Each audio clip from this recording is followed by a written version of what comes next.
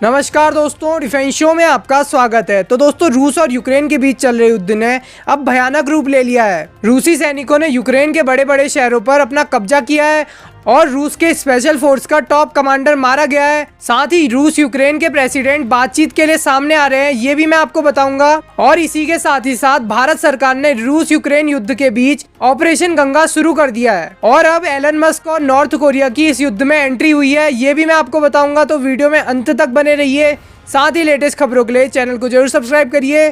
तो चलिए वीडियो शुरू करते हैं। तो दोस्तों, सबसे पहले मैं आपको एक खुशखबरी दे देता हूँ। जैसा कि आपको पता ही है कि रूस और यूक्रेन के बीच चल रहे युद्ध का आज चौथा दिन है और आज 490 भारतीय स्टूडेंट को रोमानिया और हंगरी के रास्ते भारत लाया गया और अभी तक कुल 709 छात्रों को यूक्रेन से रेस्क्यू कर लिया गया है और भारतीय सरकार ने इस रेस्क्यू ऑपरेशन को ऑपरेशन गंगा नाम दिया है। जी हाँ दोस्तों, इस ऑपरेशन के तहत यूक्रेन में फंसे भारतीय छात्रों को भारत लाया गया है। लेकिन दोस्तों, ऐसा नहीं है कि हमारे देश के सारे छात्र भारत आ चुके हैं। हंगरी में भारतीय एम्बेसी ने भी सीमा से एंट्री के लिए डिटेल एडवाइजरी जारी की है और अब हंगरी और पोलैंड की सीमा पर तेजी से भारतीय स्टूडेंट पहुंच रहे हैं और इन स्टूडेंट्स को भारत की ओर से ऑपरेशन गंगा के तहत रेस्क्यू किया जा रहा है। तो दोस्तों, जिस तरीके से भारतीय छात्र यूक्रेन से निकलने की कोशिश में जुटे हैं, उससे हम समझ सकते हैं कि किस तरीके से यूक्रेन में जंग जारी है। और दोस्तों, इसी के साथ ही साथ इसी बीच एक और बड़ी अपडेट निकल के सामने आई है, जिसमें बताया जा रहा है कि यूक्रेन के राष्ट्रपति व्लादिमीर जेलेंस्की और रूस के राष्ट्रपति बातचीत के लिए तैयार हो गए हैं और दोनों ही प्रेसिडेंट बेलारूस में मिलेंगे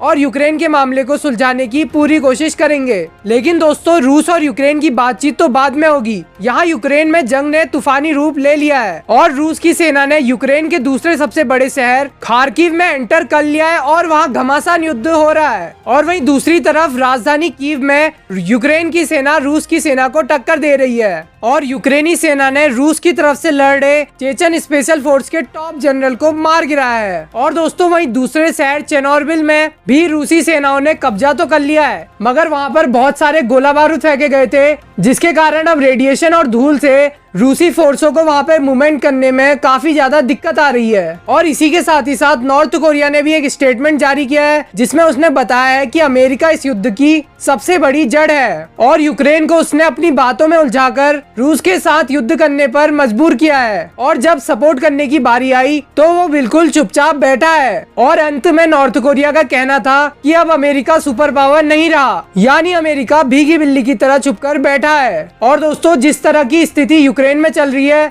उस वजह से वहाँ इंटरनेट सर्विस पूरी तरह से खत्म हो गई है। लेकिन इस इंटरनेट कनेक्टिविटी की दिक्कत को दूर करने के लिए एलन मस्क सामने आए हैं और उन्होंने यूक्रेन में स्टारलिंक सैटेलाइट को तैनात करने की बात कही। वैसे आपका क्या सोचना है इन सभी बातों पर, कमेंट बॉक्स में जरूर बताएं। अभी के लिए बस इतना ही। जय हिंद, वंदे मातरम।